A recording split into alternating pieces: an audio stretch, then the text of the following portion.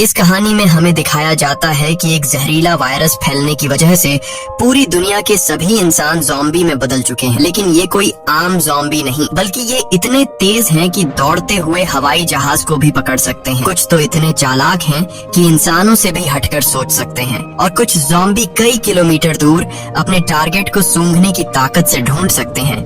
लेकिन इस खतरे से घिरी हुई दुनिया में अब सिर्फ 2 ही इंसान जिंदा बचे हैं। क्या ये दोनों सरवाइव कर पाएंगे या नहीं, जानते हैं आज की इस वीडियो में। कहानी की शुरुआत में हम एक लड़के को देखते हैं जो अपने कमरे में बैठकर टीवी पर कार्टून देख रहा होता है कि तभी अचानक टीवी का सिग्नल चला जाता है और स्क्रीन पर एक इमरजेंसी रिपोर्ट आने लगती है। ये खबर उस लड़के की मुस्कुराहट छीन लेती है। टीवी में बताया जाता है कि दुनिया भर में एक बहुत ही जहरीला वायरस फैल गया है, जिससे इन्फेक्टेड लोग कुछ मिनटों के अंदर भयानक ज़ॉम्बी जैसे बन जाते हैं। ये वायरस बहुत तेजी से फैलता है और पूरी दुनिया इस वायरस की चपेट में आ चुकी है। टीवी में बताया जाता है कि जो भी ये खबर सुन रहा है वो जल्दी से खुद के लिए कोई सेफ जगह देख ले। लड़का ये सब देख ही रहा होता है कि अचानक ऊपर के कमरे से अजीब तरह की आवाज आती है। वो आवाज सुनकर लड़के के गले में सांसें अटक जाती हैं। लड़का धीरे धीरे ऊपर जाकर देखता है तो पता चलता है कि ये उसकी बड़ी बहन का मजाक था। उसके बाद ये दोनों लड़के अपनी माँ के कमरे की तरफ जाते हैं और वहाँ जाकर ये देखते हैं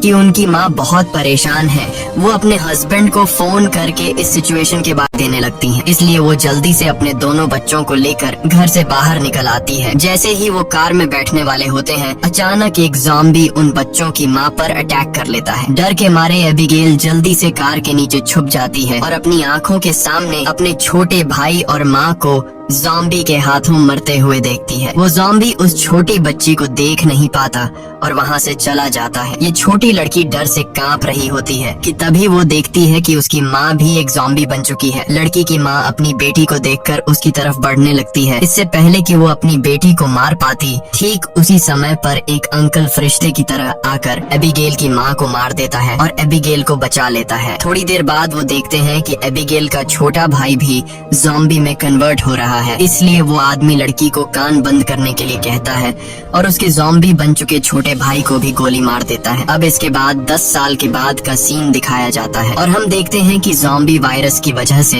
इंसानी सभ्यता पूरी तरह से बर्बाद हो चुकी है। कभी रोशनी से चमकने वाले शहर अब वीरान हो चुके हैं और अब तक सारे इंसान या तो मर चुके हैं या फिर ज़ॉम्बी बनकर इधर उधर भटक रहे हैं और सिर्फ 2 ही लोग जिंदा बचे हैं। वो छोटी लड़की एबिगेल जिसे अंकल ने बचाया था, अब वो बड़ी हो चुकी है। उस दिन से लेकर अब तक एबिगेल अंकल जैक की नजरों में पली बढ़ी और जैक ने उसे ट्रेन करके ज़ॉम्बी से लड़ना सिखा दिया है। उस दिन अगर उसकी लाइफ में जैक नहीं आता तो एबिगेल अब तक मर चुकी होती। इसलिए एबिगेल जैक को अपना पिता मानती है। इतने सालों तक जंगल में अकेले रहने के बाद एबिगेल को बहुत ही लोनली महसूस हो रहा होता है। उसकी सबसे बड़ी इच्छा है कि उसे कोई इंसानी बस्ती मिल जाए जहां वो लोगों के साथ मिलकर रह सके। लेकिन जैक को लोगों के बीच रहना बिल्कुल भी पसंद नहीं। रात को जब वो दोनों जंगल में कैंप लगाकर सो रहे थे, तभी किसी की आवाज से जैक की आंख खुल जाती है। वो धीरे से अपने कैंप से बाहर निकलकर देखता है कि तभी एक ज़ॉम्बी जैक पर हमला कर देता है। लेकिन जैक लगातार गोलियां चलाकर उसे मार देता है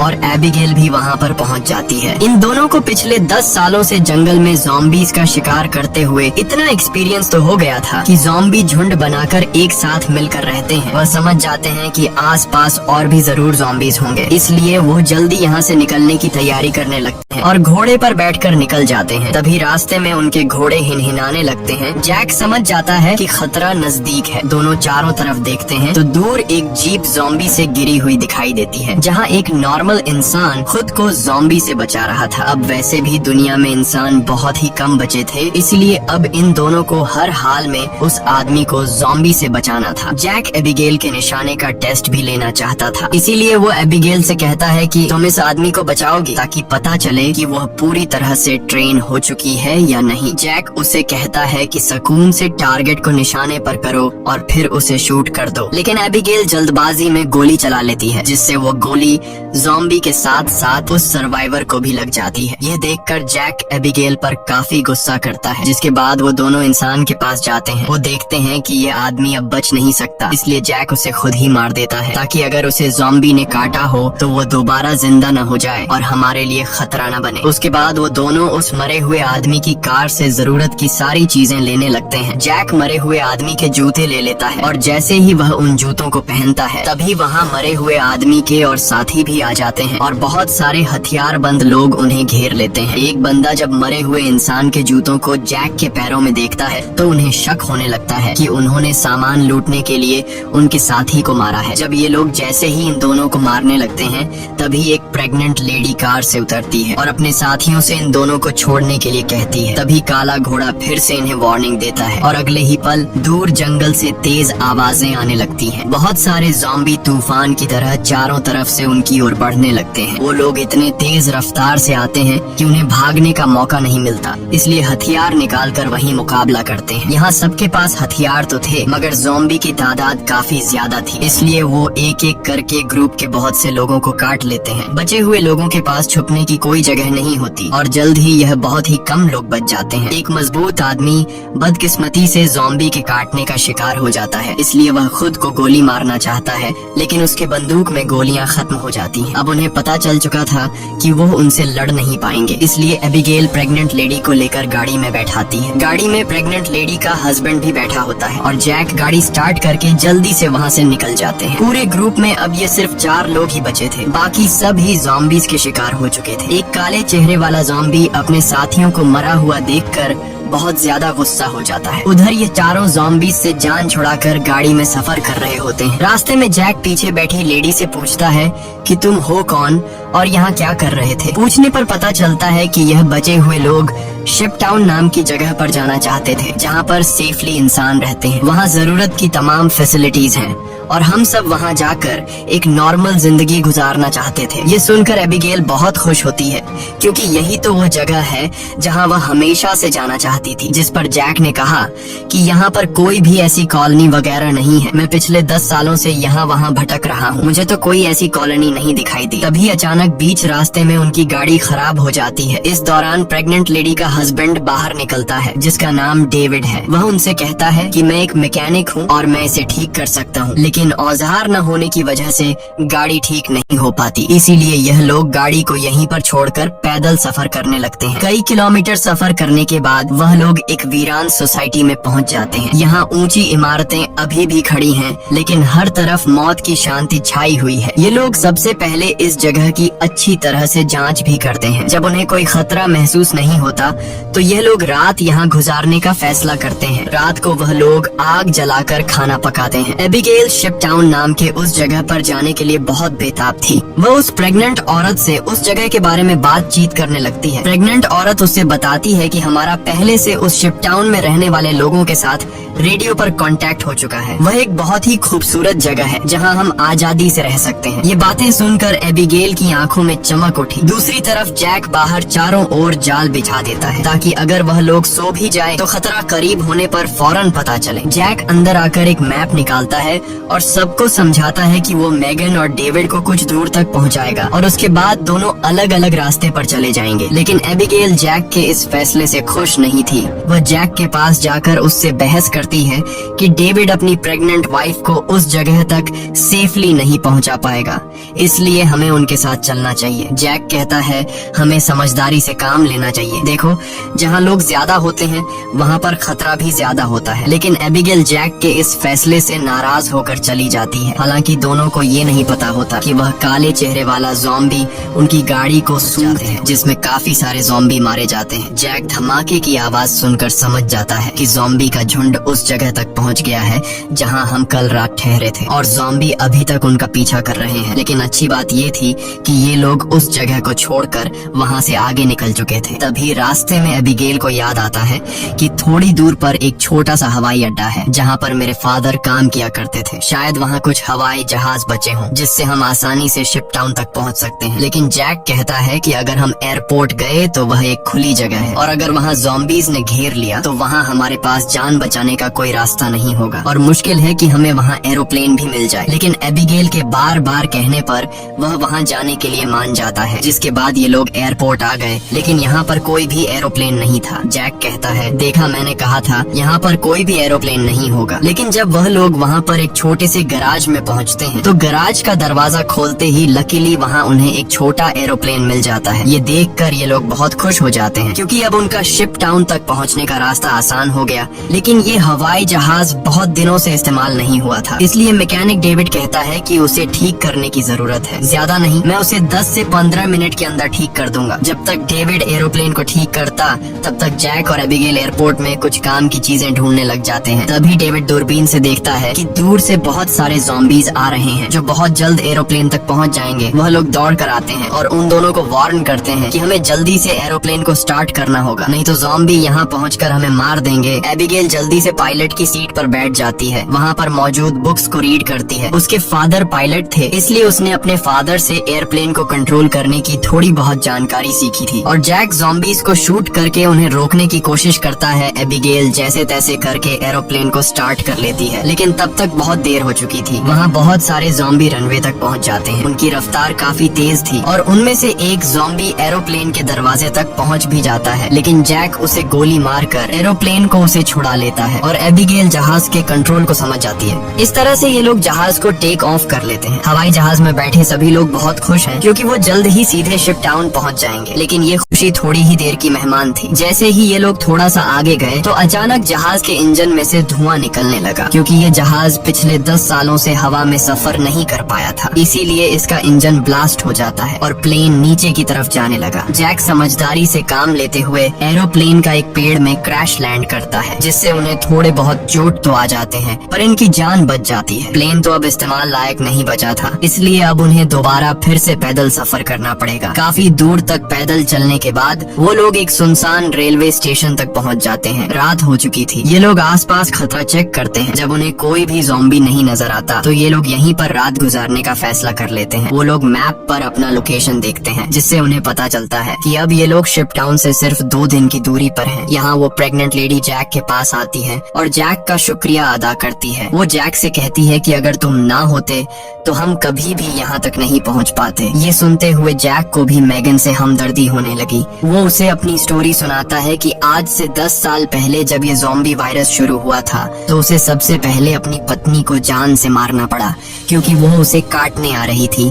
इसीलिए तब से लेकर आज तक उसके अंदर का इंसान कहीं मर सा गया है। अब इस दुनिया में सिर्फ उसके पास एबिगेल ही है जिसे वो हर एक कीमत पर जिंदा रखेगा।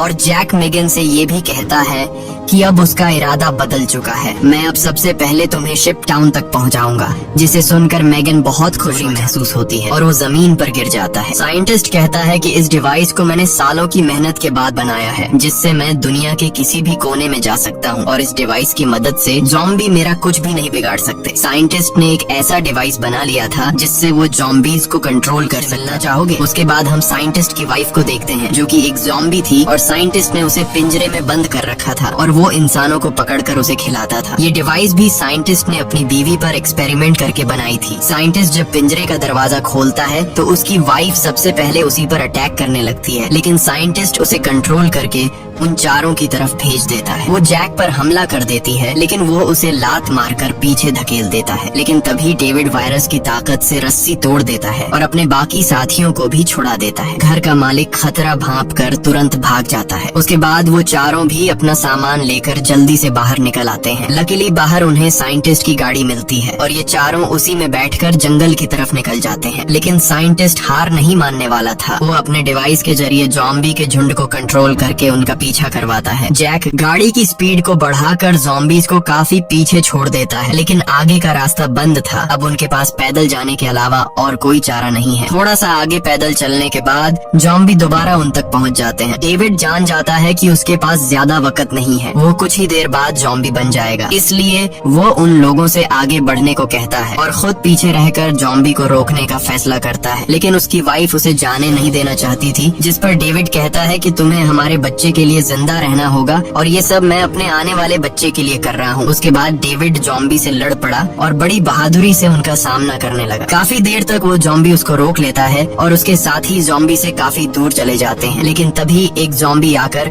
डेविड को मार देता है। जैक मेगन को गोद में लेकर आगे की तरफ बढ़ता है और फाइनली ये लोग उस जगह तक पहुंच जाते हैं जहां पर इंसानों की बस्ती थी। एबिगेल मदद मांगने के लिए चिल्लाने लगती है क्योंकि उनके पीछे बहुत सारे ज़ॉम्बी थे। ऊपर टावर पर बैठे 2 पहरेदारों ने उन्हें देख लिया और वो अब स्नाइपर से ज़ॉम्बीज को शूट करके उन्हें कवर देने लगे। जल्द ही उन लोगों के लिए एक बोट भी भेजी जाती है और ये तीनों उस बोट में बैठकर शिप टाउन के अंदर पहुंच जाते हैं। काले चेहरे वाला ज़ॉम्बी अपने साथियों को आगे बढ़ने से रोकता है क्योंकि आगे पानी का रास्ता है और वो उसे पार नहीं कर सकते थे। दूसरी तरफ मेगन की डिलीवरी होने वाली थी और उसे तुरंत ही अच्छी बात ये है कि यहाँ डॉक्टर और हॉस्पिटल की फैसिलिटी भी मौजूद थी। अगली सुबह हम देखते हैं कि इस जगह को कई बड़े जहाजों से जोड़कर एक टाउन बनाया गया है जिसके चारों तरफ पानी है। जैक एबिगेल से कहता है कि अब हमें यहाँ से जाना चाहिए, लेकिन एबिगेल ने यहीं रहने का फैसला कर लिया है। उसे लोगों के बीच रहने में बहुत मजा आ रहा है। इसी बात पर दोनों में बहुत झगड़ा होता है। तभी एक डॉक्टर आती है और बताती है कि मेगन ने एक बेटी को जन्म दिया है, लेकिन खून ज्यादा बहने की वजह से वो शायद ज्यादा दिन नहीं जी पाएगी। ये सुनकर जैक का मन उदास हो जाता है। वह जल्दी से हॉस्पिटल के कमरे में जाता है। मेगन बहुत कमजोर हो चुकी है और वह अपनी बेटी को जैक के हवाले करना चाहती है और वह चाहती है कि वह भी एबिगेल की तरह बड़ी हो। जैक को अपनी मरी हुई वाइफ की याद आती है और मेगन की बेटी को अपने पास रखने के लिए तैयार हो जाता है। इधर एबिगेल एक हैंडसम लड़के के साथ एंजॉय कर रही होती है। उसने कभी सोचा भी नहीं था कि इतने सारे लोग एक साथ बैठकर शराब पी सकते हैं और खूबसूरत संगीत पर जमकर नाच गा सकते हैं। इसलिए उसका यहीं रुकने का इरादा और भी पक्का हो जाता है। थोड़ी देर बाद एबिगेल उस हैंडसम लड़के को चुपके से एक कैबिन में जाते हुए देख लेती है। उसे देखकर वह भी अंदर चली जाती है। वहाँ पहुंचकर वह देखती है कि ये कैबिन पूरी तरह से तारों और बमों से भरा हुआ है। वहाँ एक वायरलेस स्विच भी लटका हुआ होता है। जैसे ही वह उस स्विच को टच करती है तभी वह लड़का भाग कर आता है और बताता है कि उन्होंने शिप टाउन के नीचे बम लगाए हैं। अगर कभी ये जगह खतरे में पड़ती है तो लोग उस रास्ते से भाग जाएंगे और बाहर से इस जगह को उड़ा देंगे। लेकिन दोनों को बिल्कुल भी अंदाजा नहीं होता कि ये दिन इतनी जल्दी आ जाएगा। वह साइंटिस्ट गुस्से में वहाँ तक भी पहुँच जाता है। वो देखता है कि इन लोगों ने बहुत सारे ज़ॉम्बीज को मार दिया है जिनके सहारे वह इस दुनिया पर राज करना चाहता है। वह अपने कंट्रोल डिवाइस के जरिए उस काले चेहरे वाले ज़ॉम्बी राजा को अपने कंट्रोल में कर लेता है। साइंटिस्ट की मदद मिलने के बाद शिप टाउन के नीचे का पानी अब उन्हें नहीं बचा सकता था। बहुत सारे ज़ॉम्बी पानी के नीचे से उन शिप्स पर पहुंच जाते हैं और लोगों पर अचानक अटैक कर लेते हैं, जिनमें से बहुत से लोग मारे जाते हैं। लोगों के बीच हलचल मच जाती है। इधर जैक को भी इस बात का पता चल जाता है कि ज़ॉम्बीज ने अटैक कर लिया है। जैक को एबिगेल की चिंता होने लगती है और वह उसे ढूंढने लग जाता है। वह ज़ॉम्बीज को मारते हुए आगे बढ़ता है और आखिरकार वह एबिगेल को ढूंढ लेता है। दूसरी तरफ सन की साइंटिस्ट भी शिप पर पहुंच जाता है और एबिगेल को पंच मारकर नीचे गिरा देता है। ये देखकर जैक गुस्से में आकर साइंटिस्ट की तरफ दौड़ने लगता है कि तभी एक ज़ॉम्बी बीच में आकर उसे धक्का देकर नीचे टैंक में फेंक देता है और वहाँ वह साइंटिस्ट भी पहुंच जाता है और जैक से बदला लेना चाहता है। वह जैक को लात मारकर गिरा देता है, लेकिन जैक को पता था